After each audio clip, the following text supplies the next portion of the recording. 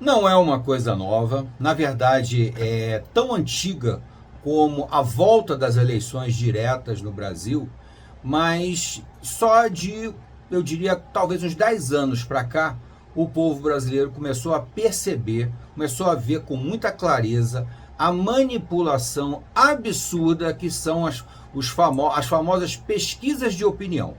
Tá? As pesquisas de opinião no Brasil, a gente pensa logo nas pesquisas eleitorais, que são, de certa forma, o ápice das pesquisas. Mas pesquisa de opinião é usada para uma centena de coisas, avaliar produtos, avaliar locais, avaliar viagens, e tudo isso é muito normal, ainda mais com o advento da internet. Fazer uma pesquisa de opinião ficou cada vez mais fácil em termos de acesso aos votantes, né? Mas, na verdade, as pesquisas de opinião, com raríssimas exceções, eu tenho que botar aqui raríssimas exceções, são totalmente manipuladas, totalmente manipuladas. Eu canso de contar a história de quando eu estudei estatística, quando eu fiz a primeira faculdade, eu estudei estatística, eu tive um professor brilhante e que chamou a atenção para mim pela primeira vez. Eu devia ter uns 20 anos, mais ou menos, quando ele me chamou a atenção para o seguinte: se você quiser, com a estatística, provar que uma coisa é verdadeira ou que alguma coisa é falsa, você tem vários métodos de fazer. Por exemplo, a amostragem que você usa, as pessoas que você entrevista, o grupo que você seleciona, os produtos que você seleciona. Ele usava, por exemplo, para o cálculo da inflação. Naquela época, nós tínhamos uma inflação galopante no Brasil, né? Que você recebia um dinheiro no início do mês, tinha que gastar ele todo no início do mês, porque quando chegasse no final do mês, ele já não compraria as mesmas coisas. Então, naquela época, o cálculo da inflação era uma coisa fundamental. E já naquela época havia uma maquiagem da inflação no Brasil. Como é que se fazia isso? Muito simples. Por exemplo, na época, um produto que tinha, que o aumento de preço era exorbitante, era absurdo, era o tomate. O tomate, que faz parte, né, de uma cesta básica, de uma alimentação adequada, o tomate é muito importante, né? Pois então, quando ia fazer-se o cálculo da inflação, o tomate estava subindo muito, toda hora subia o preço do tomate. Então, o que eles faziam? Na hora de calcular a inflação na alimentação, deixavam de fora o tomate. E aí calculava-se, por exemplo, ele usava até um exemplo bem divertido, que ele dizia, e aí se colocava no cálculo o helicóptero.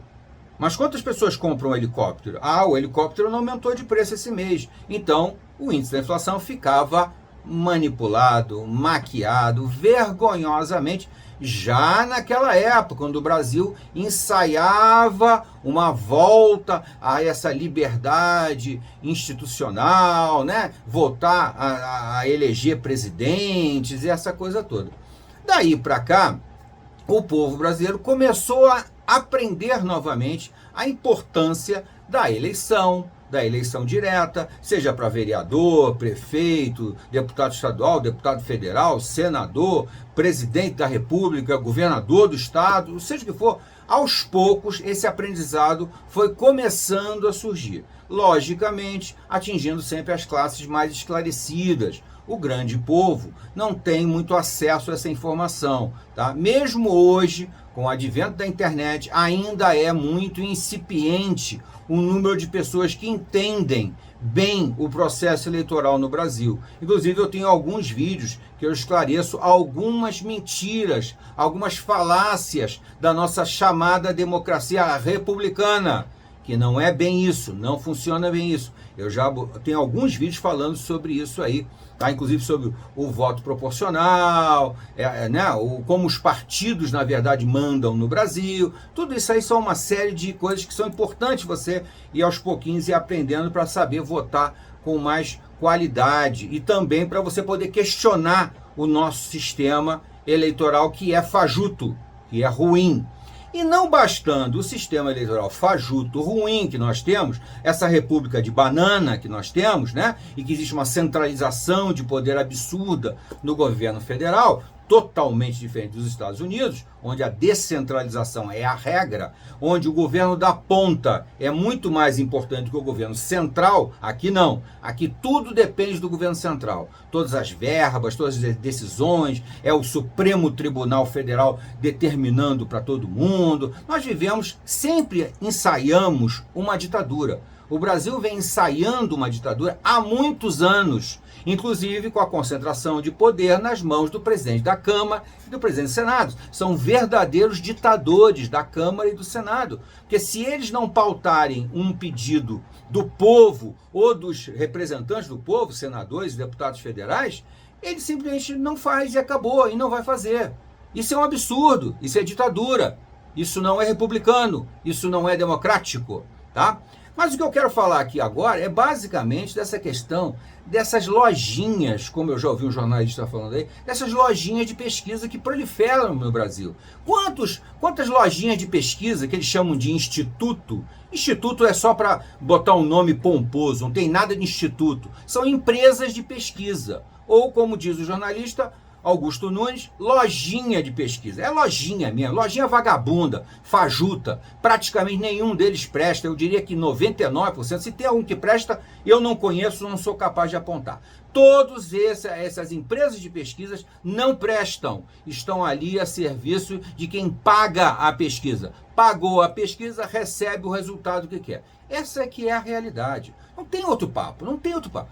Se você ainda presta atenção em pesquisa eleitoral, meu amigo, ou até pesquisas de outros produtos também, mas vamos falar da pesquisa eleitoral. Você é um inocente útil, você é um bobalhão. Porque é lógico que eles só falam o que os jornalistas militantes, que vivem dentro da bolha da extrema esquerda, né, que não conseguem sair das narrativas deles e querem impor a narrativa deles. Esses institutos é o cacuete. Essas empresas de pesquisas se prestam a dar argumentos, a dar moral para o que esses idiotas vivem falando na Globo News, na Band News e outras news qualquer aí, CNN. Essa lixarada de jornalismo que nós temos no Brasil, que é o pior do mundo, é muito ruim. Em outros lugares o jornalismo também é ruim, mas no Brasil realmente é só militância de extrema esquerda, é só comunista, socialista e que não admite que a realidade do Brasil mudou completamente. E ficam os institutos, as empresas de pesquisas manipulando dados para dar moral para essa gente.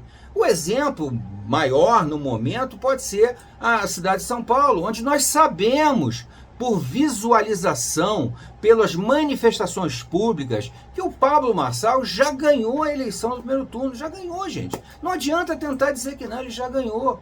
Tá? Mas ficam as tais empresas de pesquisa, lojinha de pesquisa, lojinha vagabunda de pesquisa, dizendo que não, que quem vai para o segundo turno é o Ricardo Boulos com o Guilherme Boulos com o Ricardo Nunes.